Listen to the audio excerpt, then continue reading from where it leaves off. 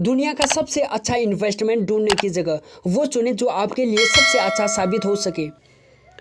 असल में दुनिया में सबसे अच्छा जैसी कोई चीज़ नहीं होती है। ज़रूरी नहीं जो इन्वेस्टमेंट दूसरों के लिए अच्छा साबित हो रहा हो वो आपके लिए भी अच्छा साबित होगा। अपने लिए इन्वेस्टमेंट करते वक्त आपको आज के खर्च और कर के बचत दोनों के बारे में गहराई से सोचना पड़ता है। खर्च और बचत के बीच बैलेंस बनाते हुए इन्वेस्टमेंट करना आपके भविष्य की तरफ एक छोटा सा कदम है। सही इन्वेस्टमेंट के तरीके। पैसा हमारी बुनियादी ज़रूरतों में से एक है, लेकिन अक्सर ये होता है कि हम इसे कमाते तो बड़ी मेहनत से हैं, पर खर्च और इन्वेस्ट करते वक्त ज़्यादा नहीं सोचते। द बिहेवियर गैप बुक आपकी इस आदत को सुधारने में मदद करती है। एक उलझन हमेशा हमें सताती है कि हम क्या कर रहे हैं और हमें क्या करना चाहिए। कार्लन ने इसे ही बिहेवियर गैप का नाम दिया है। ये किताब आपको सिखाती है कि पैसों से जुड़ी सही डिसीजन कैसे लेने चाहिए। जब हम क्या करें और क्या ना करें के बीच फंस जाते हैं तो वहीं से बिहेवियर गैप की शुरुआत होती है। आपके साथ कई बार ऐसा होता होगा जब आप किसी काम को करें या ना करें इसको लेकर कन्फ्यूजन में रहते होंगे। जैसे वज़न घटाने की कोशिश कर रहे लोगों का ये सोचना कि उनको मिठाई का दूसरा पीस खाना चाहिए या नहीं। यही बिहेवियर गैप है। ऐसा होना बिल्कुल नेचुरल है। इस हाँ या ना की वजह से हम मजबूत डिसीजन नहीं ले पाते हैं।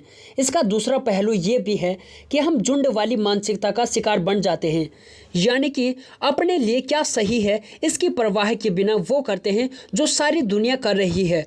दरअसल हमें वही करना सेफ लगता है जो ज़्यादातर लोग करते हुए नजर आते हैं।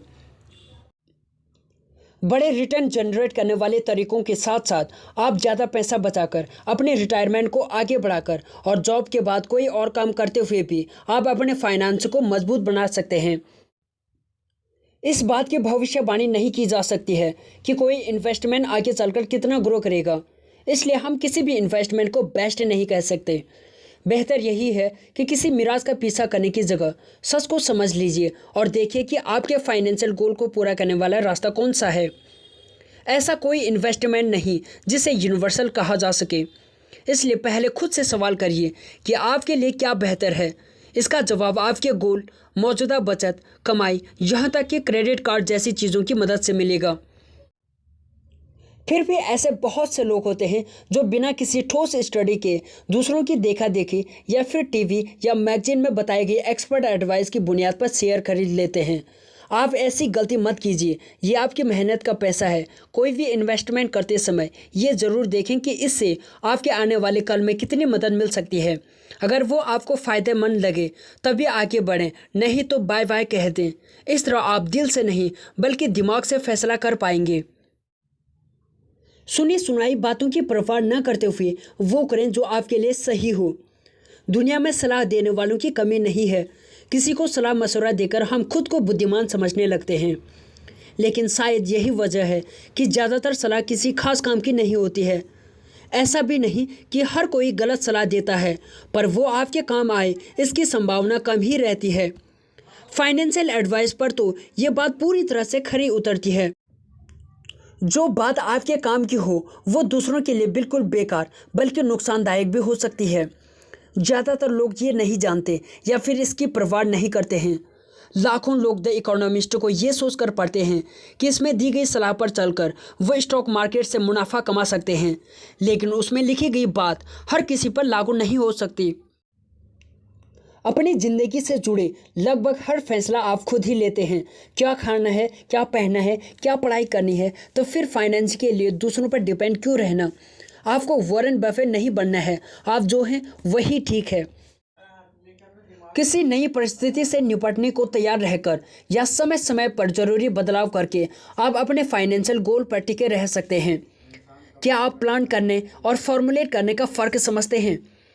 प्लानिंग एक तरह की भविष्यवाणी ही है, लेकिन आप भविष्य का अंदाज़ा लगाने की लाख कोशिश कर लें, पूरी तरह से सही साबित नहीं हो सकती है। जबकि फॉर्मुलेट करने का मतलब भविष्य को देखना नहीं है, बल्कि इससे निपटने के लिए खुद को तैयार करना है।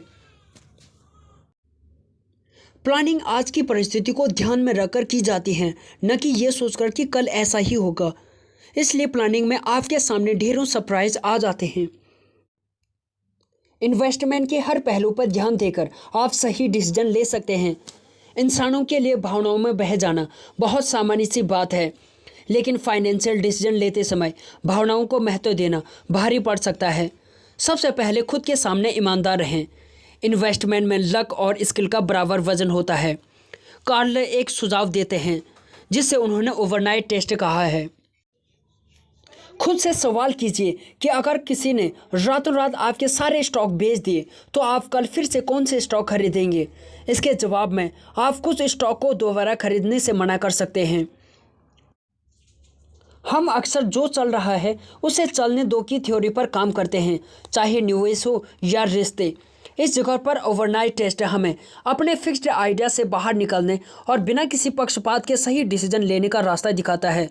जब आप किसी खास इन्वेस्टमेंट को लेकर ये कंफर्म नहीं कर पा रहे हैं कि इसे दोबारा लेना है या नहीं, तो इससे छुटकारा पाना ही बेहतर होगा। ये भी सच है कि पूरी तरह से सोच समझकर किया गया फैसला भी उतना साबित ना हो जितने आप उम्मीद लगाते हैं, क्योंकि इन्वेस्टमेंट हमारे सामने नई परिस्थितियां लाता रहता है। आप आज को देखते हुए सबसे सही डिसीजन ले सकते हैं। आपके हाथ में बस इतना ही है।